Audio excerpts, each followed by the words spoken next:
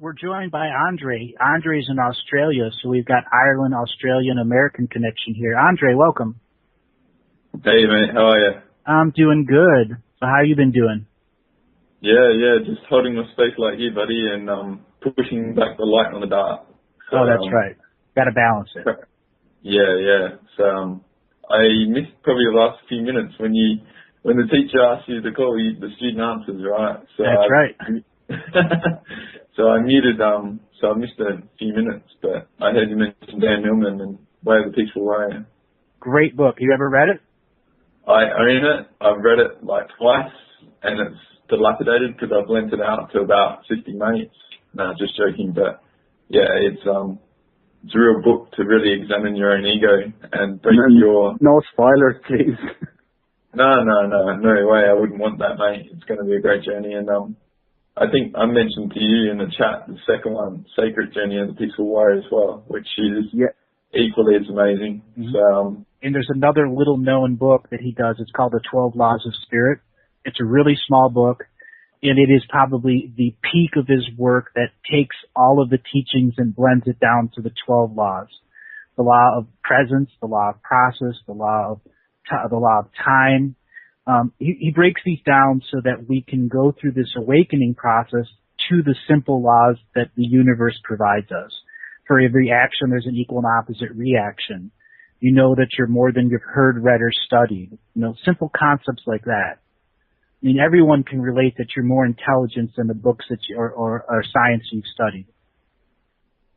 Yeah, and I'll also say this. I read that book probably a year or two into my awakening. I was just devouring knowledge, and I heard you talk to one of your shows, Andrew, about going over things and re-listening to things, and I think I'm ready to read it again and get the different layers again.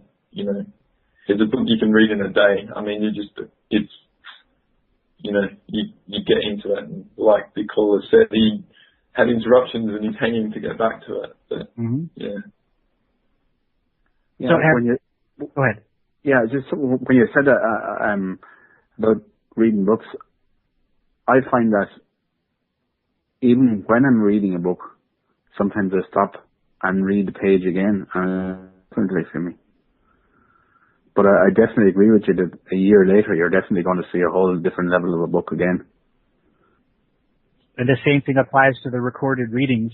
You'll go back, you'll know your growth. Yeah. So you did Gestalt work, and you kind of shared a little story with me during our private reading. You wish to share that? Yeah, sure. I did a Gestalt therapy weekend, and through all the workshop and the exercises, I started feeling I could see spirits and I could see, energies. And I forgot to say to him, Andrew, the last time the face I saw was my grandfather, my mum's father. And I felt he was coming to me, whatever, but I just didn't understand what was going on. But at the same time, one of the exercises we were doing, for some reason, kind of a devilish inner child decided I was going to, we were doing, there was part of the exercise where there was music or dancing, I can't remember what was the exercise. And I started concentrating on the CD player, and I started turning the volume up and down and turning it on and off by just thinking it. Mm-hmm. So I developed some sort of power over the electrical, over a CD player.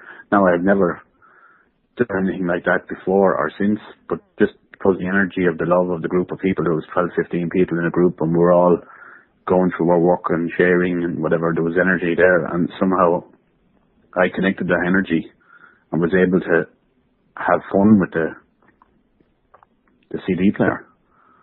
Mm-hmm. But I was afraid of it then, so I switched off that connection since, and I'm afraid of these things, afraid to meddle in things that I don't understand because, You're new to awakening, that's why.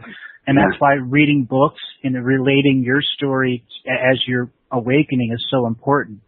So that when you, a month from now, a year from now, 6 months from now, you look back at your process and understanding, I was going through the self-transformation and accepting it.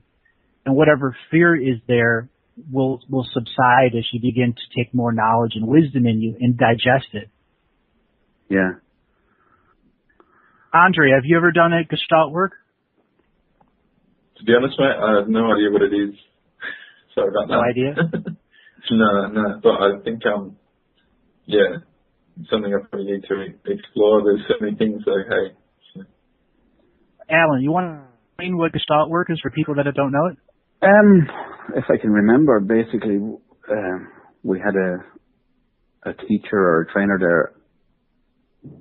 And it was just basically a conversation that was sharing. It seemed to be where there was a group of 12 people, and he had various different role playings and scenes where we would, pick a scene from your childhood or something, and other people became characters in the scene. Mm-hmm. And all of a sudden it projected me back to being the child. It was like unbelievable.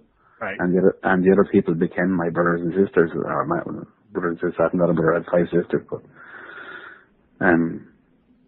it just became so real.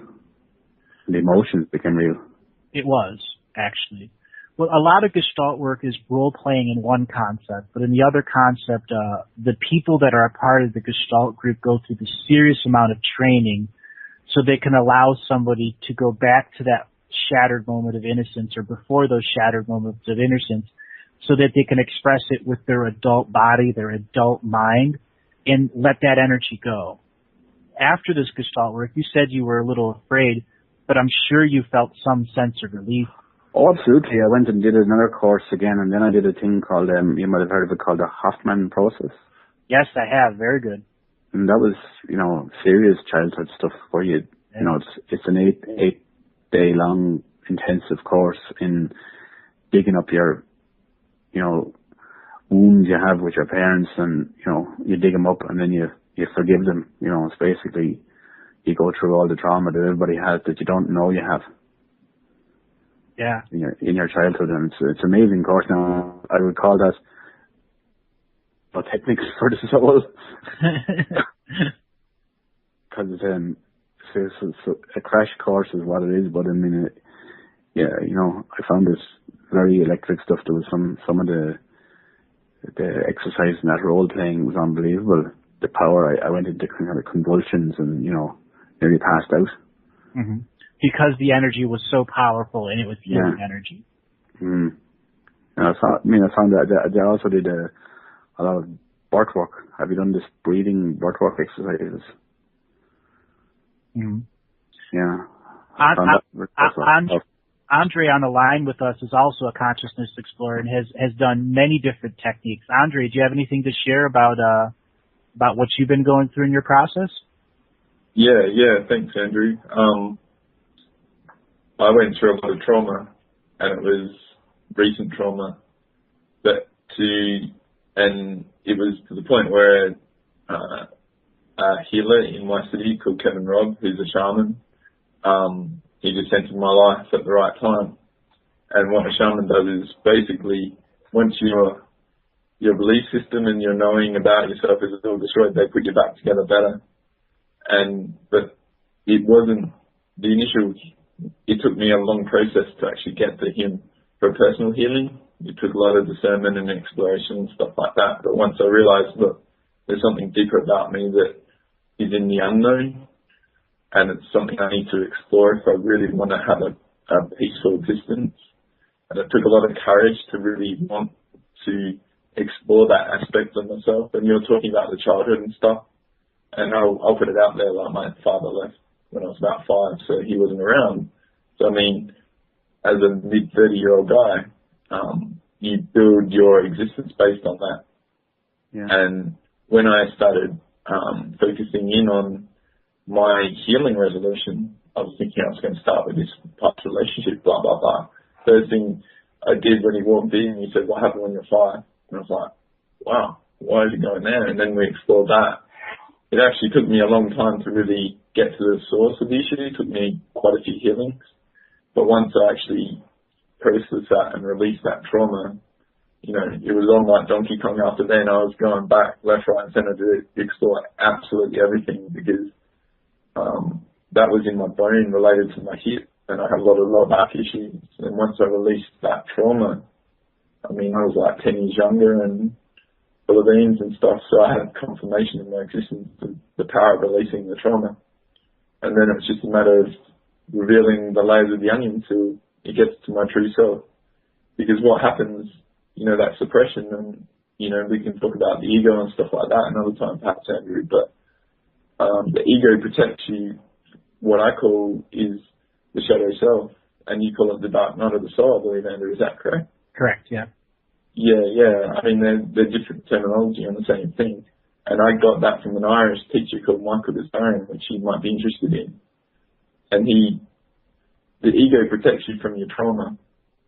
And a lot of people have ego because they can't deal with the things they've done to other people and what's being done to them. But when each individual actually goes and has the courage to explore what has happened to them and resolve those issues, you lose the ego. And then once you lose that ego, you sort of defeat the shadow self, and then you reveal the true higher psychic self. And that, I would say, is in the heart. Wouldn't it be that case, Andrew?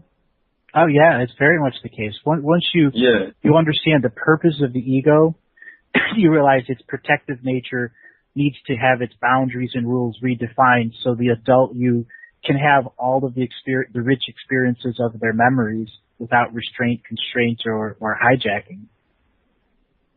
Yeah, so, I mean, once I realized that about myself, and that teaching from Michael Desarian came in at the same time, I realized what was going on with me. And,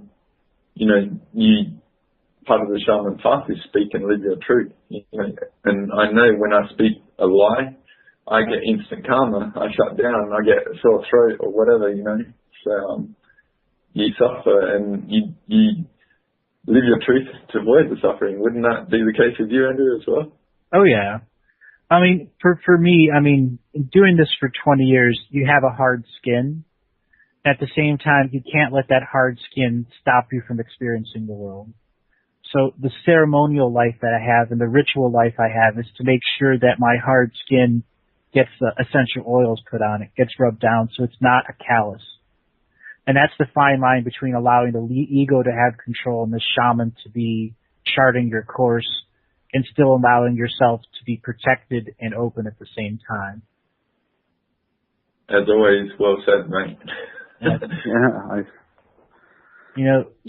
When I first started on the path, there were few teachers out there that could understand me. The first Native American teachers that I went to, rapidly realized I was out of their game. And I've had to deal with very little ego from there, more like they wanted me to be the barking dog or the show side circus so that they could make money. And I recognized that right away, and I found the teachings from that I wanted until I finally found the teachers that were appropriate for the skill level that I came in with.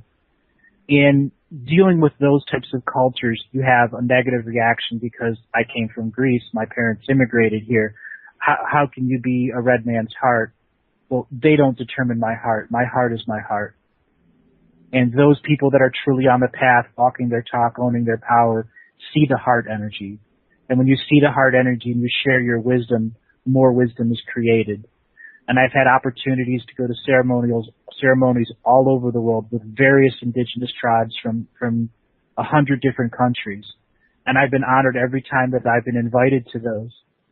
And I've accumulated my knowledge and my wisdom and brought it back to teach, because that's my purpose here, to teach, as well as to teach myself that there are some people that you can get through to, but only in layers. They have to go through that process on their own, and you cannot just dump all the information on them, because it would go against them and it would put them further back on their path. Yeah, I've seen that. Go on. I was going to say, there's kind of, I'd like to eventually help people myself, but I'm very conscious of the fact that people are in different levels of their journey. So to open people up, some people may open up through knowledge of financial corruption. Other people will know by knowledge of religious corruption, and then gradually people everybody will follow their own path. And, to teach them, to explain to people where to start, I found it very difficult how anyone can find, the right thing to say to the right person at the right time to move them forward, because if they're in their ego, there's a different key to unlock everybody's different ego. You're right. And each person's an individual. And, doing for this for 20 years, the ego is predictable. The individual isn't predictable. It's the ego. And when I encounter people that are in the awakening process and the ego is a, out of control child, it's actually really easy to deal with. But it's that person behind the ego that has to take things through the filter of the ego to change. Yeah. Because I feel, Andre has done his work, and he's gone to the right shaman at the right time who helped him, break his ego and then rebuild himself again. I haven't broken the ego yet, as in I'm still fearful. Mm-hmm. And that's fine. As long as you you're on the process of letting go fear, you're going to be successful. It's when you allow fear to stop the process that the ego wins. Oh, I won't stop the process, but I just don't want to get a megaphone out there and start shouting. Right. You want your normal process. Yeah. The hard-headed, Irish in you is going to beat the ego. Mm. Just set your intention to that, and you will defeat it. Yeah. But it's also understanding that when you defeat it, you still have to love it, because it's still going to be a part of you. Yeah, it's a thing. I'm coming to that where when people talk about various different, elite people controlling the world for their own agendas, in one way, the Irish person in me wants me to kick the shit out of them all, But at the end of the day, what I really want is them to stop doing what they're doing, right? And have a drink with them. Mm-hmm. And you start that by exposing them, by being a truther. Simple as that. Yeah. Bring your truth out. And you don't want to be out there with a megaphone and the guy, chanting on the side of the road.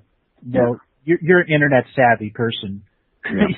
You can figure out ways that are a lot simpler. That can get your message out a lot further. Yeah, sure.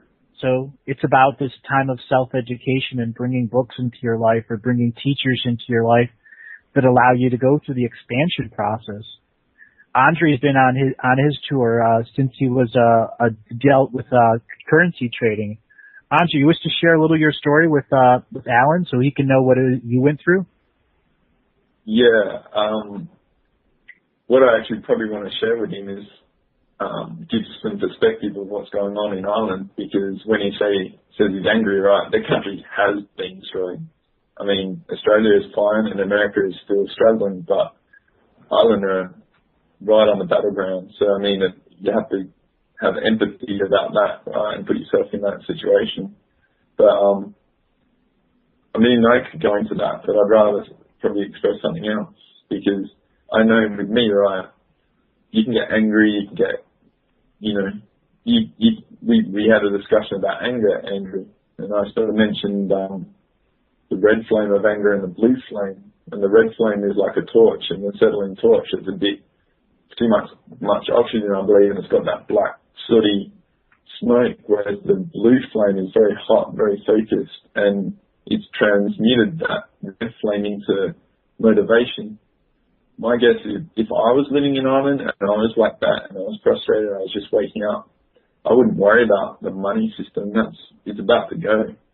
I'd be going to all these dolmens and sacred sites and going and sitting there and taking my kids and going and experiencing these amazing vibrational temples that were created tens of thousands of years ago when the first people regrouped potentially in your country. Yeah. And go and experience that, and develop myself rather than play this game that's not going to win. I have brought my kids and I have been bringing my kids to the sacred sites in the last few months. Here's a question I have. I have multiple assets, whatever, property and stuff, and I have debts and mortgages like everybody in Ireland who thought they were rich. Everybody in Ireland thought they were millionaires.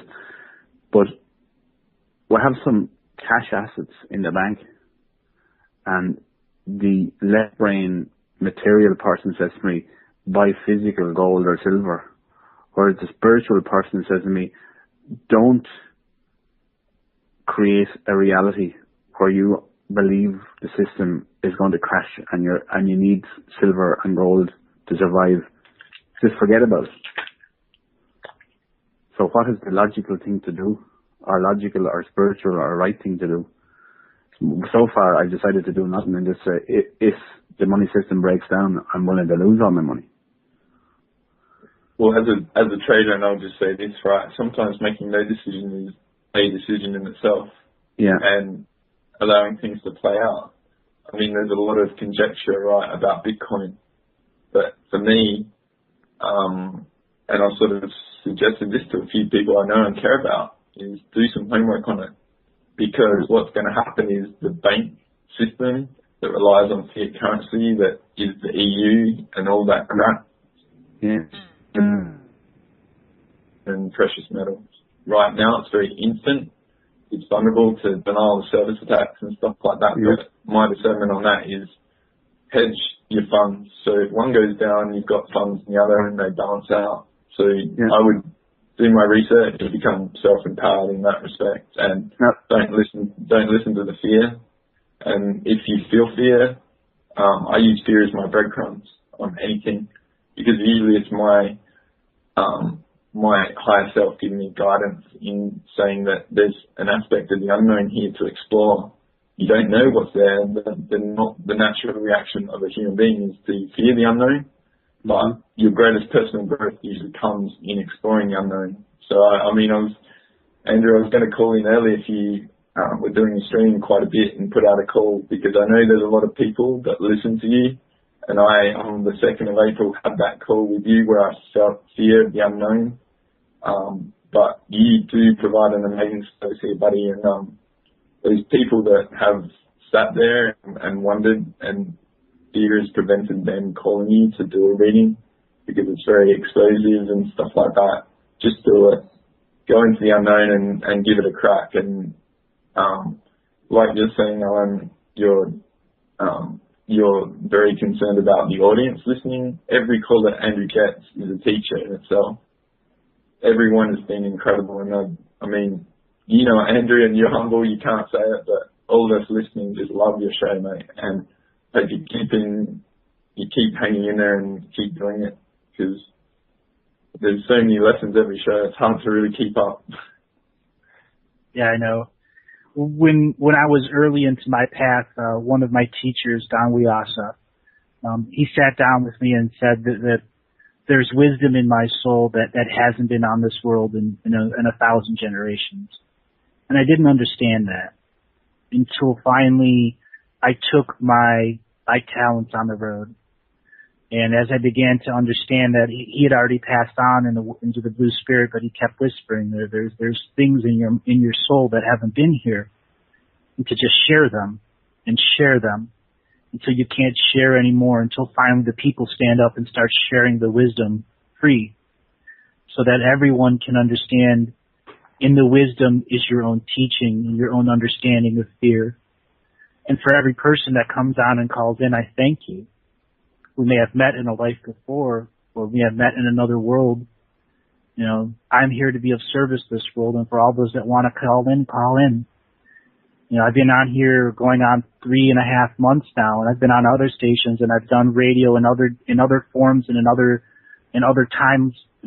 You know, but this is the different time. This is the time where we're coming together with people like Alan and Andre, one person in Ireland, one person in Australia can share their stories, can come together and connect to people out there who are one step away from hitting that send button, or to call in on Skype, or to call me for a private reading. You know, we're all here as the same human beings. Ignorance and intolerance and argument is what keeps us from coming together. You know, clear, concise talks like we've had here the last 30 minutes is what brings people together. Absolutely.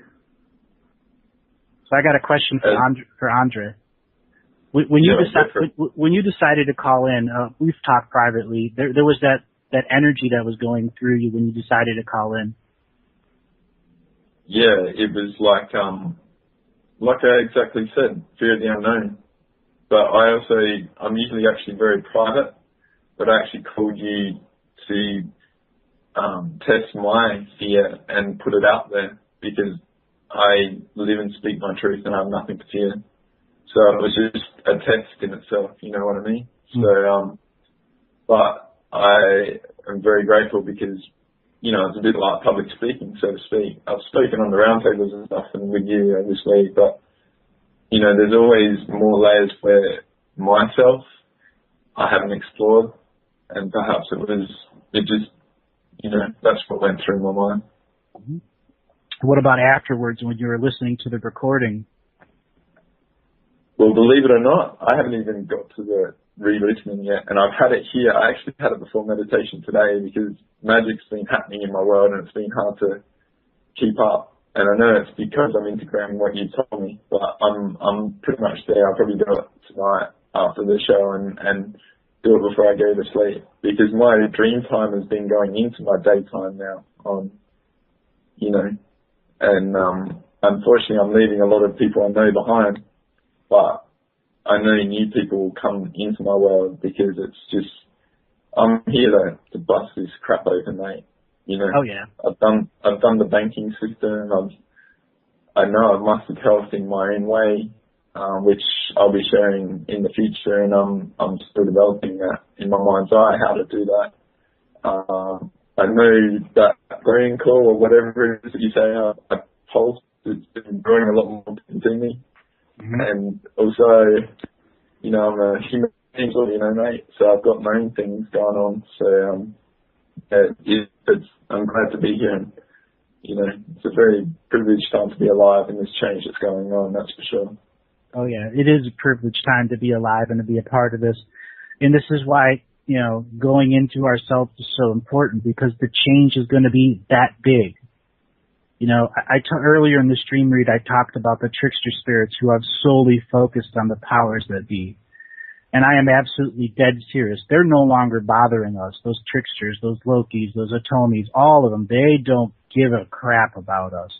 Every ounce of their trickster spirit is focused solely on the powers that be. And it's going to be humorous, the lead up to this, of how Three Stooge-esque they will be in trying to keep controlling the world as the awake people just laugh at them. And with every laugh, we tear away their power with humor. Yeah, no doubt. It sounds, in my few chapters I've read of the book, that's the one thing that's getting to me, with Socrates' sense of humor. Everything is a joke. It is. There's this universal joke, you know, and I've experienced it in so many different ways. In one instance, there was a Heyoka healer that had come to me, and he had a bad hip, a bad back, had bruises on him because he got into a fight with someone for going overboard. And we just had this moment where I did a reading and a healing on him, and then afterwards we just shared this laughing moment for like 3 hours. Like, I'm serious, 3 hours, all we could do was laugh.